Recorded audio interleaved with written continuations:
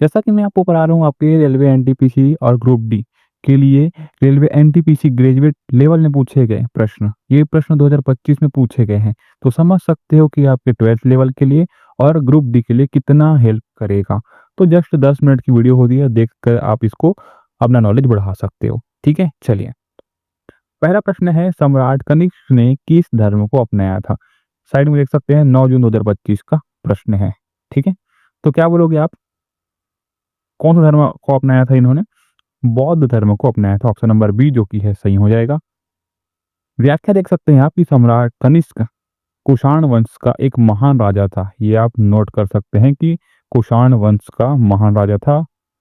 उसने बौद्ध धर्म को अपनाया और इसके प्रचार प्रसार में महत्वपूर्ण योगदान दिया। उसके शासन काल में महायान बौद्ध धर्म का विकास हुआ। ठीक है, चलो। अगला प्रश्न है, पर्यावरण संरक्षण अधिनियम भारत में कब लागू हुआ? ठीक है, क्या बोलोगे? 1986 में। व्याख्या देख सकते हैं कि पर्यावरण संरक्षण अधिनियम 19 नवंबर को, है ना, 1986 को, 19 नवंबर 1986 को भोपाल गैस त्रासदी, है ना, के बाद लाया गया। इसका उद्देश्य पर्यावरण की रक्षा एवं प्रदूषण नियंत्रण करना है। ठीक है, चलो। अगला है, 2023 तक भारत की कुल नवीकरणीय ऊर्जा क्षमता लगभग कितनी थी? अगर आपने इससे पहले वाली मेरी वीडियो देखी होगी तो यही क्वेश्चन था, लेकिन 2030 के अकॉर्डिंग पूछा था। ठीक है, यही क्वेश्चन था, लेकिन क्या बोला मैंने कि 2030 के अकॉर्डिंग पूछा गया था। ठीक है, तो हमने क्या लगाया था उसका आंसर पता है आपको? 2030 के अकॉर्डिंग पूछा गया था तो हम लगाए थे 500 गीगावाट।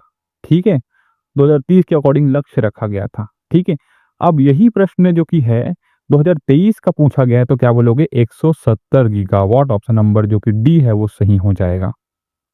ठीक है, देखिए यहाँ पास ministry of new and renewable energy के अनुसार 2023 के अंत तक भारत की कुल नवीकरणीय ऊर्जा क्षमता लगभग 170 गीगावाट हो गई, जिसमें सौर, पवन, जल विद्युत ऊर्जा शामिल है। तो आप समझ सकते हो कि जो फर्स्ट शिफ्ट के क्वेश्चन है उससे रिलेट करके सेकंड शिफ्ट से क्वेश्चन पूछे जा रहे हैं। इसका मतलब ये प्रश्न आपके ग्रुप डी के लिए और 12th लेवल के लिए काफी हेल्प करेगा। ठीक है, चलो। अगला प्रश्न है, संविधान का 105वां संशोधन किससे संबंधित है?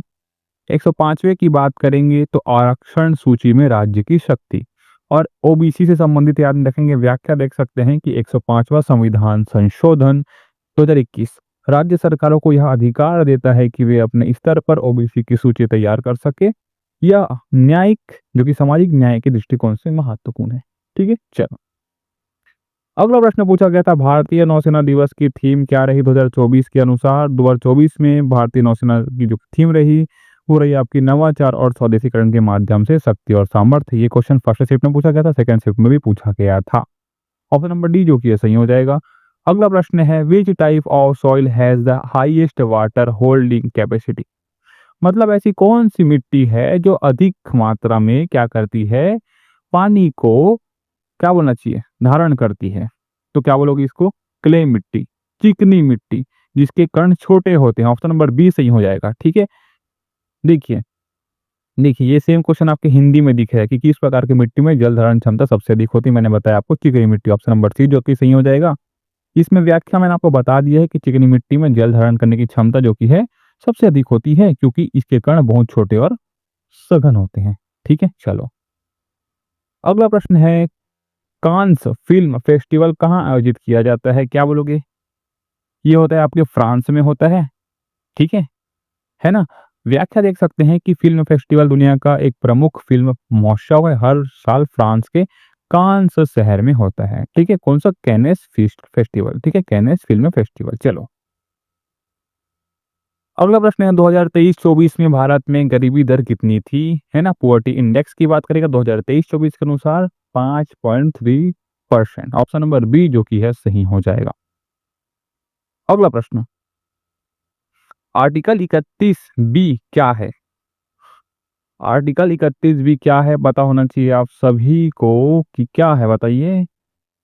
इसमें क्या कहा गया है कि संविधान की 9वीं अनुसूची से संबंधित है। ये 9वीं अनुसूची से, ऑप्शन में यही है तो यही लगाएंगे, ऑप्शन नंबर सी। लेकिन मैं आपको एक्स्ट्रा बता देता हूं कि जो अनुच्छेद 31 बी है वो भारत के संविधान की 9वीं अनुसूची से संबंधित है, जो कुछ कानूनों को न्यायिक समीक्षा से बचाता है, विशेष रूप से भूमि सुधार और समाजवादी कानूनों को। ठीक है, इतना व्याख्या करने का मेरा मेन उद्देश्य यही रहता है कि आप जो भी चीजें पढ़े एक बार में आपको याद हो जाए।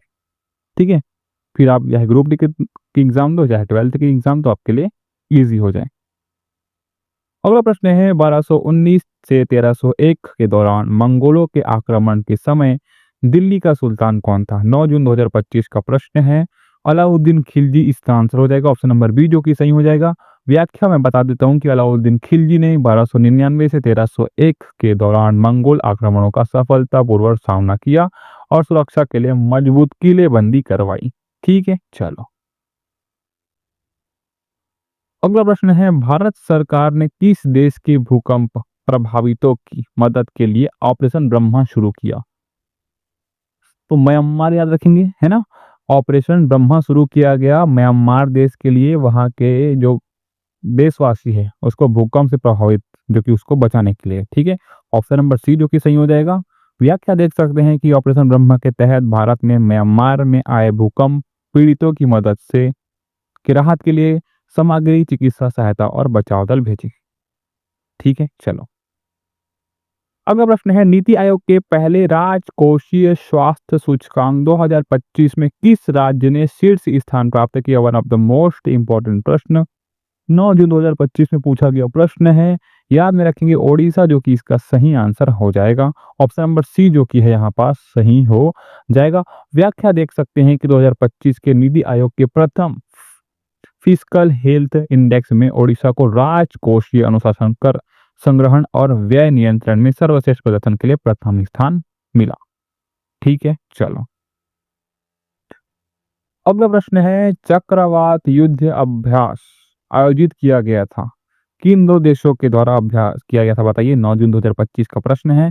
याद में रखेंगे भारत और मिस्र के बीच। ऑप्शन नंबर बी जो कि सही हो जाएगा। इसका उद्देश्य क्या है आपका देख सकते हैं, एक्सप्लेनेशन में देख सकते हैं कि एक्स साइक्लोन 1 भारत और मिस्र के बीच किया गया संयुक्त सैन्य अभ्यास है, जो रक्षा सहयोग को मजबूत करता है।